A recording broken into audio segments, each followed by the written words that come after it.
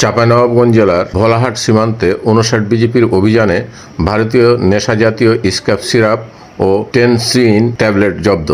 সীমান্ত এলাকায় চোরাচালান ও মাদকবিরোধী চলমান অভিযানের অংশ হিসেবে চাঁপাইনবাবগঞ্জ এর মহানন্দা ব্যাটালিয়ন ৫৯ বিজিপি এর ভোলাহাট সীমান্তে অভিযান চালিয়ে ৪৩ বোতল ভারতীয় নেশাজাতীয় স্ক্যাব সিরাপ ও ৩০৪০ পিস টেনসিন ট্যাবলেটের একটি চালান জব্দ করেছে বিজিপি।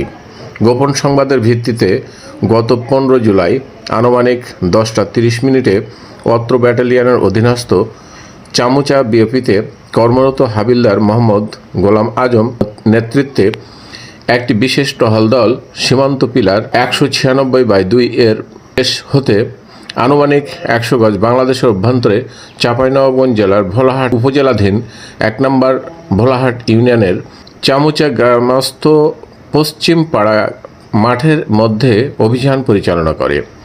উক্ত অভিযানে টহল দল মালিকবিহীন ফেনসিডিল এর বিকল্প ৪৩ বোতল ভারতীয় নেশাজাতীয় স্ক্যাব সিরাপ ও ৩০৪০ পিস টেনসিন ট্যাবলেট আটক করে।